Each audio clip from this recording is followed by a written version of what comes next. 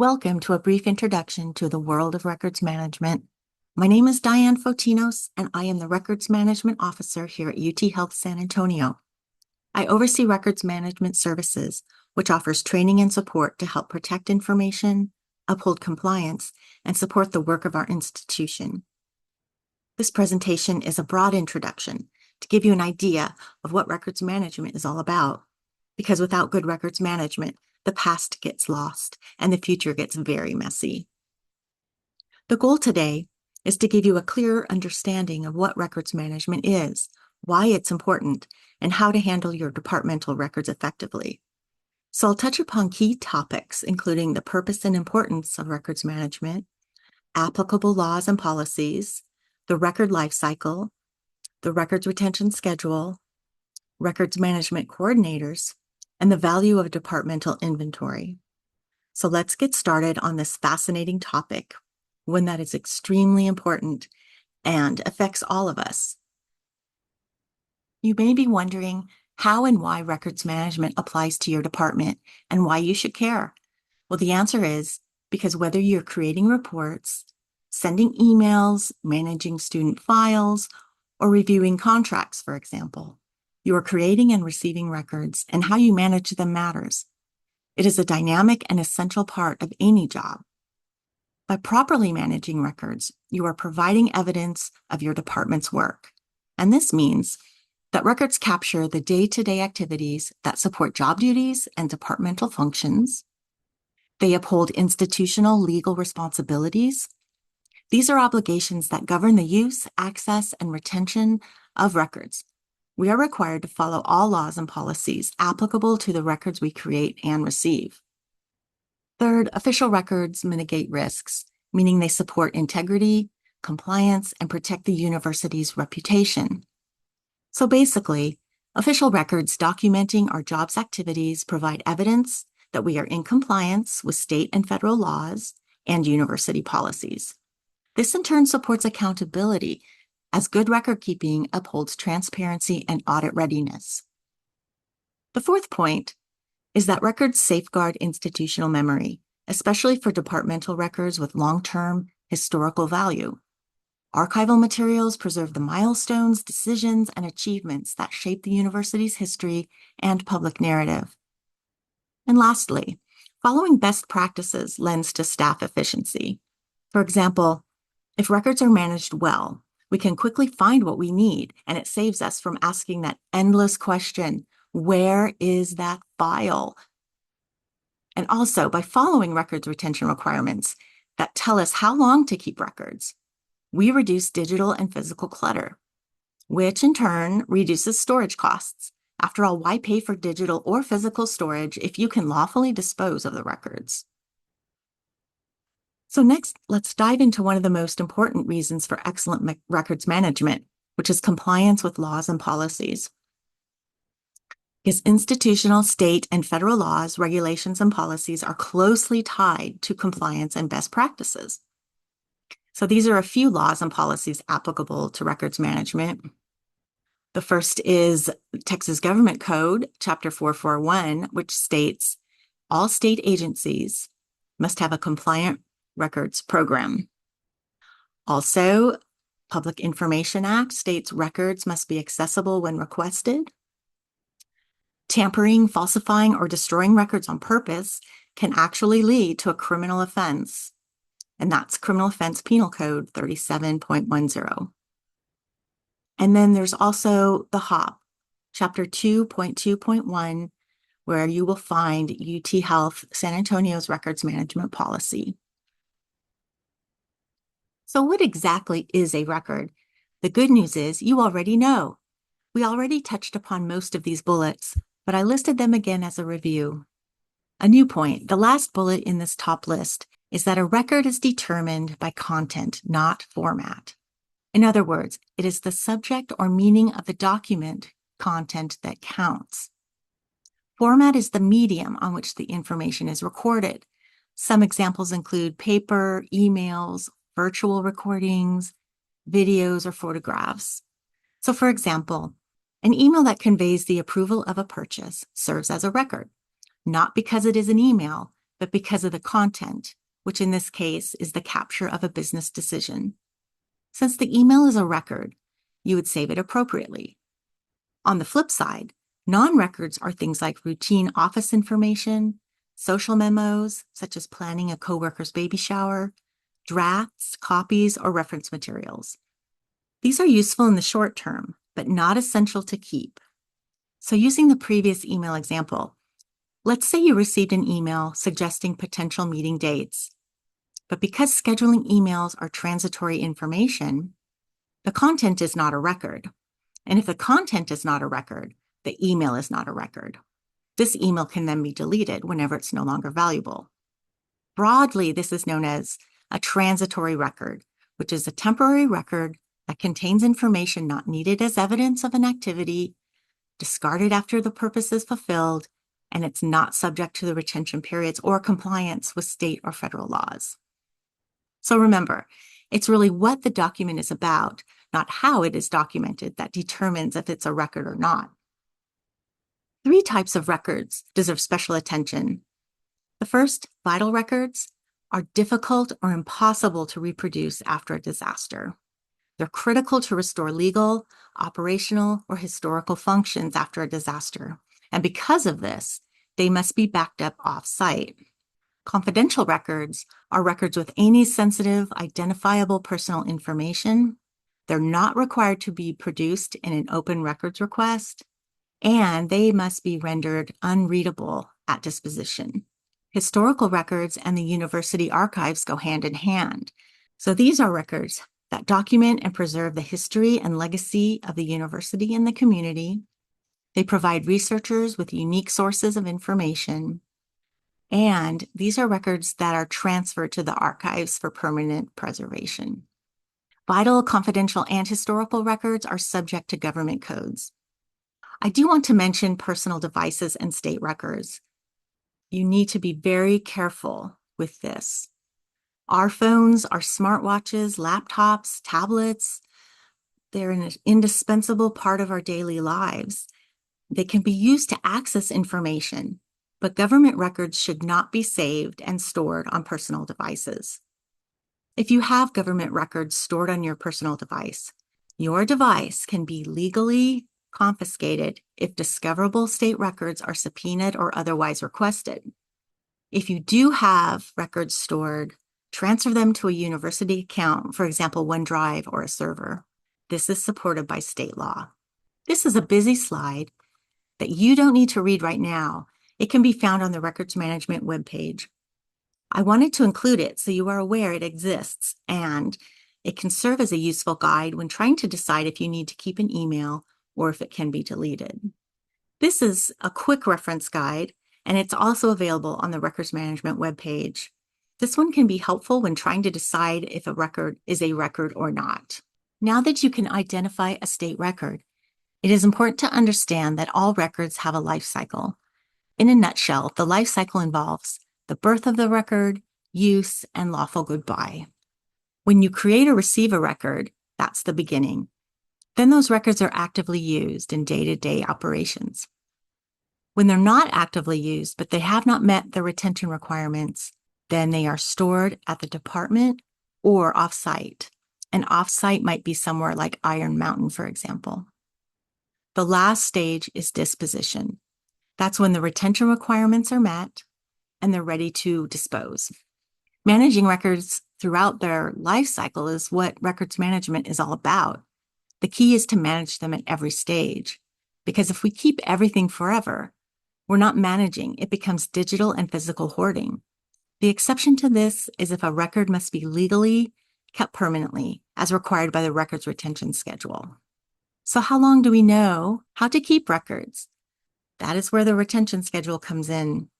The records retention schedule is a document that answers the question, how long do I have to keep this? It lists every record series by type and its legal retention period.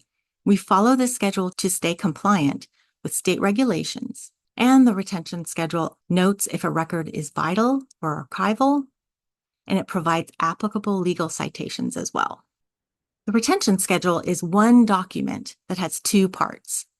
Part 1 It includes categories 1 through 5, and these are common records for state agencies. Part 1 is also called the retention schedule, or the Rs. Part 2 is categories 11 through 18. They're more specific to records created and received in higher education settings, and this group is called the University Records Retention Schedule, or referred to as the ERS. You'll see that the categories and the sections really are more specific to a lot of our records we produce. You'll most likely have records found in both sections of the retention schedule. Next, let's take a look at how to navigate to the records retention schedule. First, go to the library website at library.utesca.edu. This is what you'll see on the library's landing homepage. Next, scroll down slightly to the I Want To box and click Access Records Management. In the Records Retention Schedule tile, you'll hit View the RRS, and then you'll hit View the Records Retention Schedule in the orange box. This brings you to the actual Records Retention Schedule. While viewing the Records Retention Schedule, near the top right corner of your monitor screen, you can choose the bookmark icon. The bookmark will display each record series category and its subsections to help locate records in the retention schedule. Click on a category or section, and it'll take you straight to that area. You can also use Control F and keywords to search for records in the schedule. This shows you the different columns of information that you'll find in the schedule. First, at the top, this is a key to decipher the retention and archival codes. You'll see this on each page. Next is the agency number. This alphanumeric code represents a record series identification number unique to UT Health San Antonio. Each record series has its own agency identification number, and it can be used to search specific series in the retention schedule. Next is the record series item number. These are numbers assigned by the state and local Records Management Division of the Texas State Library and Archives Commission. In other words, these are state assigned. Next, the record series title. The most general titles possible have been chosen by the Texas State Libraries and Archive Commission. You will find descriptions of the titled series in the 5th column. The 6th column represents retention periods, which includes the retention code. That's a 2-letter code that designates the length of time a record must be kept in order to meet retention requirements. Again, retention codes are found at the top of each page of the schedule. Also in column 6, the retention period, it's expressed in years unless otherwise noted. Number 7 is the AC definition. If your retention code lists AC, then that means after close. And that depends on which series of records that you have. So for example, this example on the page now, AC is listed in this definition as until superseded or obsolete. So when state publications are superseded or obsolete, you add the number of years to, which is demonstrated in the years column. So that means 2 years after you replace a state publication, you can get rid of it or dispose of it lawfully. Next in column 8 is the archival code column. This will identify if records have to be transferred to the archives for archival management, and those codes are in each page as well at the top. We use archival codes I and O, so you'll see an I or an O in this column. 9 is remarks. This column contains caution statements, notes, and other information regarding the record series. It's very important to take a look at this because it also includes if a record is vital or not. Number 10 is a column that contains citations to applicable federal or state laws and also institutional policies. This is a table that just illustrates a small sample of common record series found in our various university departments. The category and section are part of the record series item number.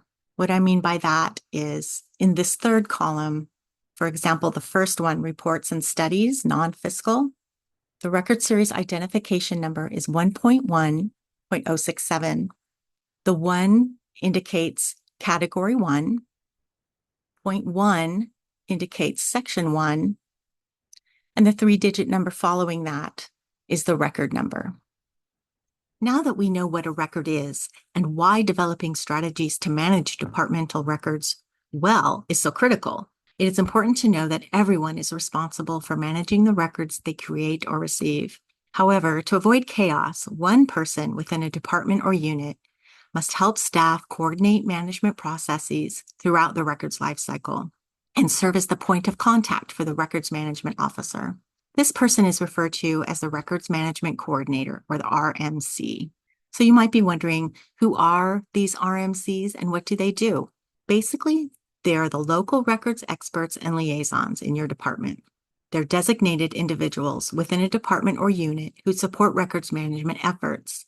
They help staff follow record policies, identify records, and maintain compliance with retention schedules and disposition. 3 core responsibilities are to assist with the records inventory, ensure retention schedule compliance, support proper maintenance, retention, and timely destruction, and serve as a liaison between the department or unit and the records management officer. RMCs receive specialized, in-depth training to understand and navigate the intricacies of the records lifecycle. So you may be wondering how to choose the best person for the role of RMC. So let's talk about this for a minute. First, it's essential to recognize that each department is unique in its complexity, its function, workflows, structure, organization, and size. And this is why the RMC should be familiar with their department or unit's operations and records created and received. In this next slide, I chose to map out the Department of Academic Faculty and Student Affairs to illustrate one department and its various units. Because the library is vastly different from financial aid, which is completely different from student services, etc. Most likely one person is not familiar with the intricacies of other departments. So in the case of AFSA, it may be best to appoint one person for each unit. Note the position titles of the RMCs. Typically, it's an admin assistant, office manager, or similar, and it should be someone with departmental and institutional knowledge and widely familiar with their unit and structure. The appointed RMC should not be someone who's the newest hire, otherwise known as the tag you're it method, because historically, this has been the case in many departments, and records management has fallen through the cracks, and compliance for the institution suffers. So keep in mind, the number of RMCs is up to the department. Smaller units may have one RMC covering multiple divisions. Larger departments or units may have several people covering one unit. It all depends on the complexity of the department, unit, and the individuals involved. Okay, just a few more points to cover and we'll be finished. First, let's touch on a departmental records inventory, because now that you can identify what a record is and different types of records, such as vital, confidential, or historical records, and an RMC has been chosen for your department, it's time to conduct a departmental inventory. It's crucial to know what records each employee is responsible for, and to do this, the Records Management Coordinator helps conduct sort of a cubicle inventory by logging and tracking specific records for each staff member. The inventory includes all records, noted vital, archival, and confidential records, where they are located, the retention periods, who is responsible for, and who has access to each record series.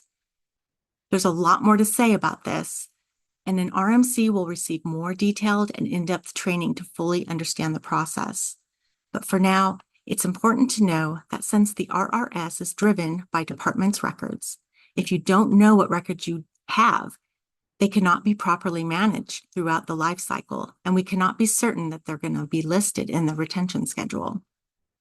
Government Code 441-185 includes obligations for inventorying records and ensuring that records are listed on the agency records retention schedule. So an inventory by that is required by law. This next topic is one that deserves also a much more in-depth discussion. However, for this overview, I want to at least give you a sense of what disposition entails. It's the last stage of the records life cycle and it involves disposing of records once their retention period has been met. If your records are ready to be disposed of, you'll need to be sure there are no active holds, meaning there's no open legal proceedings, audits, or record requests in progress. You must wait until a hold has been lifted to dispose of any records. The Records Management Coordinator will work with staff to fill out disposition logs and submit them to the RMO. Comprehensive disposition training is provided to the RMC so they can feel confident in this process. Once records have been approved for disposition, there are 3 general methods to do so. They can be destroyed by deletion, shredding, or even burning. This would apply especially to confidential records to render them unreadable. However, disposition does not always mean destruction. Records may also be transferred to the university archives, or for records that are required to be kept permanently by the department, they can be transferred to offsite storage, such as Iron Mountain, or stored permanently within the department. Or third, you can simply throw them away or recycle the ones that do not require rendering unreadable. Again, along with inventory training, the RMC must take in-depth training to fully understand this process so we can all remain in lawful compliance. So to keep up on records retention periods and ensure timely disposition, I recommend scheduling a time to focus on records review. This can be annual, quarterly, or other set period that works best for your department or unit. Many departments try to schedule a time during the year when activity is low, such as during the summer. Think of it as a regularly scheduled records trash it or stash it event. It's important to realize that if disposition is ignored, records become discoverable by legal, audit, public information requests, the media, or data hackers. If they're destroyed too early, you cannot produce requested records, and that in itself is putting our institution in a compliance risk situation. Lastly, to summarize, remember that departments and staff are responsible for the records created or received during their work. Therefore, to keep up with record duties and keep in compliance, be prepared. Understand applicable records management laws, appoint qualified RMCs to accommodate the size and structure of the department, participate in a departmental records inventory, and schedule time for annual record cleanups. You're not alone in this process. If you have questions, you can ask your department's RMC, and please know that I am always available for consults and any questions. Anyone is welcome to contact Records Management Services. I want to close by thanking you for your time and effort to understand records, records management, and the important role of the RMC. I realize that following best practices for records management may seem overwhelming, but trust me, all of the hard work you invest will help create an easier future. Thank you.